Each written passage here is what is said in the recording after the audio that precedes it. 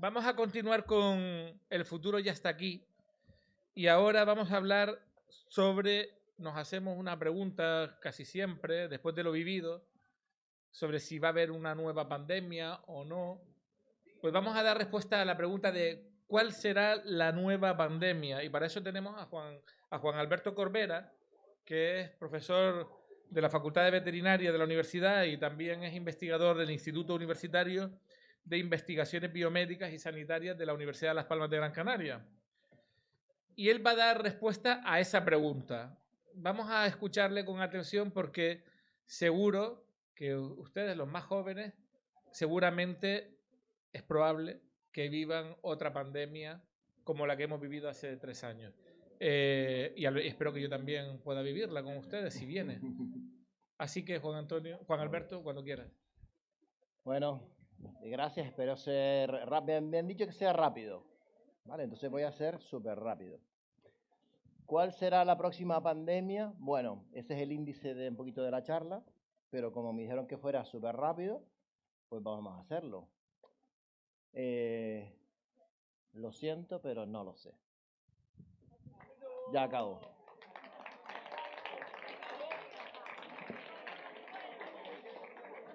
No lo sabemos, no lo sabemos. Pero bueno, ya tiene nombre. Se llama enfermedad X. ¿Y para qué le ponemos nombre a una cosa? No. Para poder hablar de ella, para poder estudiarla y poder ponernos a discutir sobre eso. Pues lo hizo la OMS en febrero del año 18, antes de la pandemia.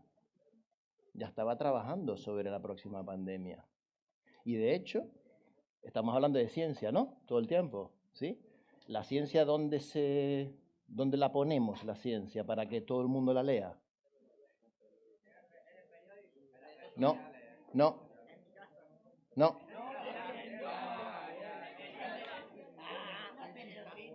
¿En dónde ponemos la ciencia para que tú leas, tú la leas, tú la leas, yo la lea? Periódicos no. En las revistas científicas. ¿Se puede leer la ciencia en las redes sociales? Se puede tener acceso a las revistas en las redes sociales, pero no se puede leer de ciencia en las redes sociales. ¿Por qué? ¿Qué pasa cuando tú lees algo en redes sociales sobre un tema? Que automáticamente todo lo que viene después es de lo mismo. ¿No les pasa? Que empiezan a ver una cosa sobre si hay agua en Marte y luego todo lo que te viene detrás es Marte, hay agua, no hay agua, si hay agua, te retroalimenta en lo mismo que estás viendo. Así que ojo con las redes sociales. Pues esta es una publicación científica de las Naciones Unidas del año 2013, donde ya hay un servicio, digamos, online de aprendizaje para ver cómo podemos aprender sobre la enfermedad X, esa que va a venir, ¿vale? Así que ya los médicos, los enfermeros, todas las personas que trabajan en esto ya están estudiándolo, ¿vale? Muy bien. ¿Y dónde tenemos que aprender? ¿De dónde se aprende?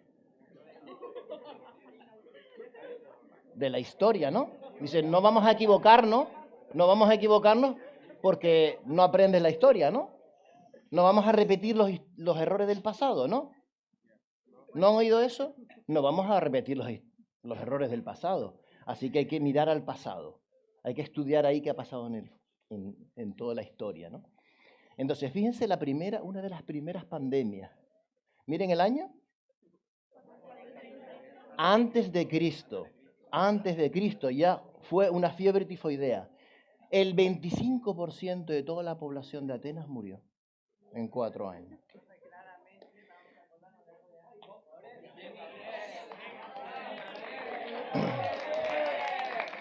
La peste en el 165, 180 después de Cristo mató al 25% de todos los infectados. 5 millones de personas murieron. 5.000 personas morían al día. En Constantinopla, más tarde, en el año 541 después de Cristo, la peste bubónica mataba a 10.000 personas al día. Esto es más reciente. En el siglo XIV, la peste, ¿y la peste qué es? Una bacteria, se llama Yersinia, ¿sí? Yersinia pestis, y se creía que venía de las ratas. Por eso demonizamos a las ratas. Y los médicos iban vestidos así para ver a los enfermos, porque no querían infectarse con las miasmas que llamaban en ese momento, no había ciencia. Y se vestían así y llevaban ajo aquí. Ajo. Y llevaban aquí unas especias. Y llevaban unas lentes de color rojo porque decían que así el color rojo evitaba que te contagiaras. ¿Qué le faltaba? Ciencia. Le faltaba ciencia. No tenían ni idea. Muy bien. Miren qué pasó a lo largo de la historia. 5 millones de muertos, 25, 50 millones de muertos con la plaga de Justiniano, en la viruela japonesa, aquí la peste negra, entre 25 y 50 millones. Y miren todas las plagas que fueron después. El SIDA fue una plaga, ¿no? Ha matado a 32 millones de personas. La gripe española, la gripe le suena, ¿no? Vale, pues la primera gran pandemia de gripe se originó en Estados Unidos, aunque a pesar se llama española, en Kansas, se originó, y a partir de ahí se difundió por el mundo. ¿Y qué pasaba en Europa en el 1918? La Primera Guerra Mundial. Y entonces, ¿qué estaban los países en que estaban? En guerra. ¿Y España? No. Entonces, ¿nosotros nos preocupábamos de eso? Sí, y lo publicamos en la prensa. Y por eso, el único sitio donde se hablaba de gripe era España. Y por eso se le llamó gripe española. Pero en realidad era en todo el planeta. Muy bien, pues ahí murieron en el mundo entre 20 y 50 millones de personas. Primer aprendizaje de todo esto que ha pasado en el tiempo. Cuanto más virulento sea el virus, menos se expande. ¿Por qué? Virulento quiere decir que es grave, agresivo. Tú coges el virus y te mata. Porque mata a la persona que lo porta y entonces esa persona no puede transmitirlo. O sea, cuanto más agresivo sea el agente, peor para él. Va a morir. No va a matar a mucha gente.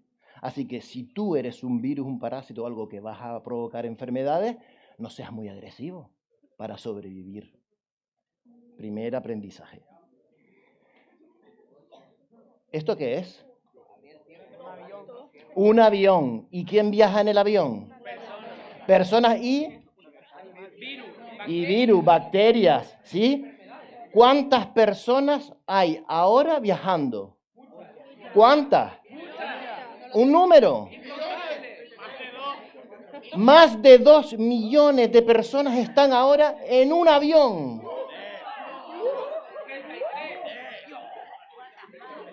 Ahora mismo volando más de 2 millones de personas en aviones. ¿Cómo vas a parar eso? Imposible. Imposible. ¿Saben qué pasó? Volvemos a la historia. ¿Qué pasó? Que cuando tú estás en una isla, y esto nos les recuerda un poquito a Gran Canaria, en la conquista de Canarias, los conquistadores trajeron la viruela, el sarampión, cólera, peste, tifus, fiebre amarilla, y morían los guanches o los aborígenes, morían más por las enfermedades que por la guerra. Se llama contact shock. Eso también pasó en la historia. La mitad de la población de la isla La Española murió en 1518 por viruela, que la trajeron los conquistadores europeos cuando fueron a América. Importante aprendizaje. Si tú no tienes inmunidad, eso es un factor de riesgo. ¿Dónde se obtiene la inmunidad de una enfermedad que tú no conoces? En las vacunas. En las vacunas. Y si ustedes miran redes sociales, verán que hay algunos que dicen no nos vacunemos, ¿verdad? Muy mal. Muy buena respuesta. En 1918 decíamos que en Kansas apareció la gripe. Fíjense lo que ocurre. ¿Qué tiene este señor? Mascarilla. Y este la tiene aquí.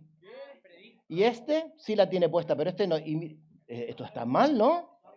Es una foto real de 1918. Ya había mascarillas. No las estaban usando bien. ¿Vale? Murieron entre 20 y 40 millones de personas. 200.000 españoles murieron en esa gripe. 200.000. Ahora vamos a ver lo que pasó con el coronavirus. 200.000 de gripe. En Asia, miren, 1957, murieron más de 1 millón de personas. Esto es un virus, es el virus del síndrome respiratorio agudo severo, SARS. Empezó en Guangdong, en China, en el año 2002, hace poquito. ¿Saben qué es? Un coronavirus. Es un coronavirus, ¿lo ven? Tiene un virus con una corona. Muy bien. Solo se afectaron a 9.000 personas. Solo. Y solo murieron 800. ¿No te parece poco? Sí. Comparado con lo que hemos hablado, súper poco. ¿Por qué? Porque no es muy virulento. ¿Se acuerdan? No es muy virulento. La corona es lo que ves alrededor. Muy bien. La gripe, en el año 2003, la gripe A, que ustedes no habían nacido, la gripe A,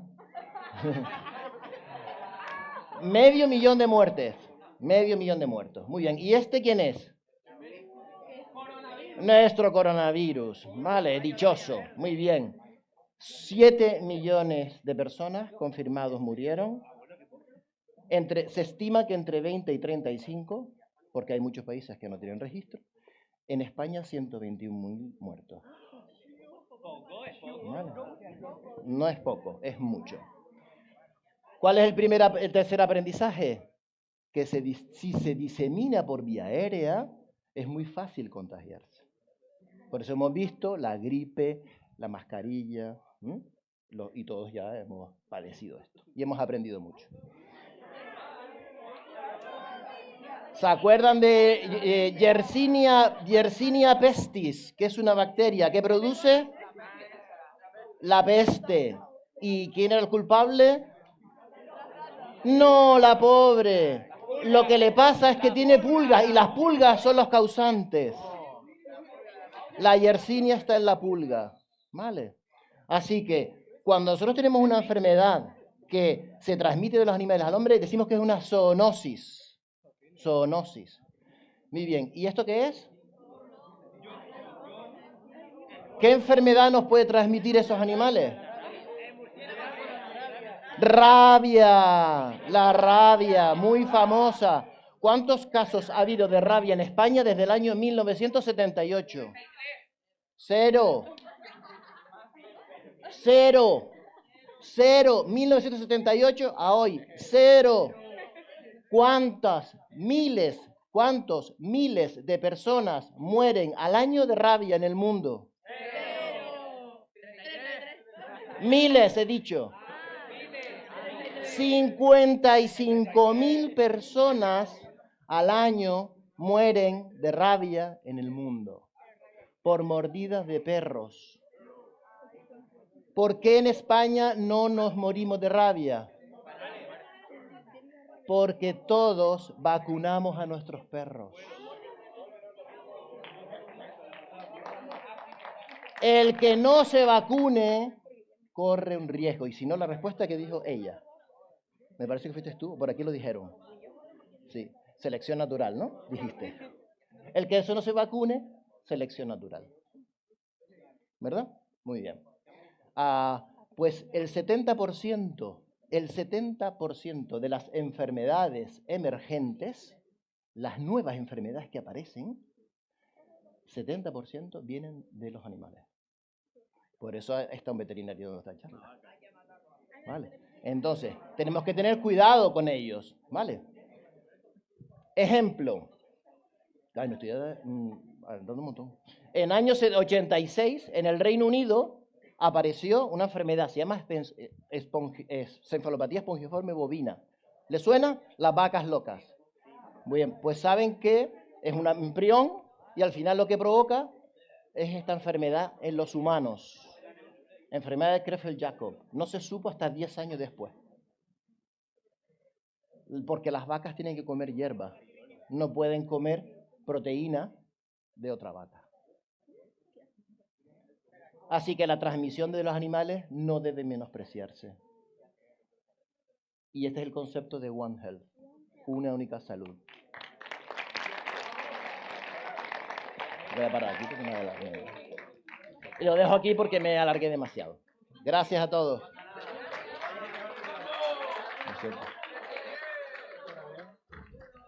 Bueno, vamos a darle un poco de seriedad al tema y vamos a dejar un poquito el humor y eso para después, porque habéis visto que es un tema muy importante y serio en el que se enfrenta la sociedad humana. Y por lo tanto vamos a darle la seriedad que el tema merece. Lo que pretendemos aquí es divulgar la ciencia, ver que todo es investigación y que ustedes tienen mucho futuro en la ciencia si así optan por él, ¿no? ¿Quieren hacer alguna pregunta rápida al profesor Corbera? No, insisto en lo de la seriedad del asunto. Vamos a dejar el micrófono allí, que van a ser 2 preguntas. Bueno, pues rápidamente.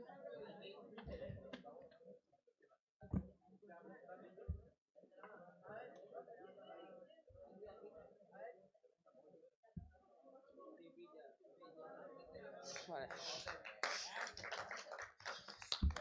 Una pregunta. ¿Por qué el SARS-CoV-1 no nos sigue contagiando? Corté esto porque tienen que irse y venía la respuesta después, ¿vale? El SARS-CoV-1 es un virus que se transmitió desde una civeta hacia un murciélago y ese murciélago a una persona. ¿Qué ocurre? Que lo más importante del virus es que mute genéticamente para que se pueda sobrevivir en la siguiente especie. De tal forma que ese virus en la civeta vive muy bien, en el murciélago vive regular y en el hombre vive mal. Entonces la transmisión entre hombres, si no se produce, se muere, se extingue. Entonces la clave de las pandemias, la última clave es que cambie, mute, para que la transmisión entre humanos sea efectiva. Esa es la clave. Cuanto más contacto animales, personas, más posibilidades vamos a dar a que haya ese cambio genético y que se adapte perfectamente. Por eso el coronavirus 2, los perros, los animales de compañía, están en contacto con nosotros enfermos, le transmitimos el virus, pero ellos no enferman. Ellos tienen el virus, pero no nos lo transmiten a nosotros porque no tienen la enfermedad. O sea, digamos que somos nosotros los que nos contagiamos entre nosotros. En veterinaria pasa lo mismo. Hay muchos virus que están en los animales que tenemos y nosotros como humanos no nos contagia. Sin embargo, cuando trabajamos con un chimpancé, tenemos que tener mucho cuidado porque es casi un humano y los virus son muy comunes. Entonces nosotros les pegamos las enfermedades a ellos y a nosotros. Somos más cuidadosos con esas especies más filogenéticamente próximas a nosotros que son diferentes. Venga, la última rápida, Juan Alberto, breve, por favor, y ya empezamos con la siguiente charla. ¿Me levanto? Bueno, tú primero. Venga, rápido. Básicamente, mi pregunta es, ¿qué hacía la enfermedad de la vaca loca, básicamente? Es un prión, ¿vale? Un prión es una proteína, pero tiene capacidad de reproducirse en otros animales cuando las consumes oralmente. Y lo que produce es una encefalitis, una inflamación del cerebro. Cuando nosotros comemos la carne de la vaca infectada, tiene que ser una parte especial de la vaca, no es todo. Y entonces comemos esas proteínas y entra dentro de nuestro sistema digestivo y no la identificamos como un agente patógeno. Entonces se salta nuestro sistema inmune y va hacia nuestro cerebro. El problema es que en humanos el tiempo de incubación es largo, entre 10 y 25 años. Por eso se tardó tanto tiempo en descubrir. Desde el año 86 aparecieron los primeros casos en vacas y en las personas hasta el año 96 no se vio que hubo un pico en el Reino Unido. Entonces todas las personas que estuvieron en el Reino Unido durante los años 80 tenían que notificarlo, porque cuando sean mayores van a tener una demencia, probablemente por el consumo de carne de vacas locas. Eso va a ser un pico así en la población y va a desaparecer, porque esa enfermedad ya desapareció. Todos esos animales se quitaron. ¿Vale? Ya no existe la enfermedad en las vacas. La carne es sana ahora. Muy bien. Venga, la última, de verdad, breve. No voy a admitir más preguntas, sino esta, y ya pasamos a la siguiente charla. En lo de la peste, los médicos que tenían la máscara, ¿por qué tenían la máscara una forma de pico? Si se sabe. Porque dentro del pico, al final, introducían hierbas medicinales y hierbas aromáticas. Cuando ellos iban a ver a los enfermos, no es la higiene de hoy en día, ibas a esas casas y olía muy mal. Y había muertos, y estaba todo podrido, olía horrible. Y entonces dentro de ese pico introducían hierbas aromáticas y el olor era un poquito menos desagradable, ¿no? Y también pensaban que esa forma evitaba el contagio. No había el concepto de método científico, que hoy lo tenemos, es obvio, el método científico hoy en día, pero no existía ese concepto antiguamente. Se creía más en las brujas y... Pues muy bien, pues gracias, profesor Corbera, gracias.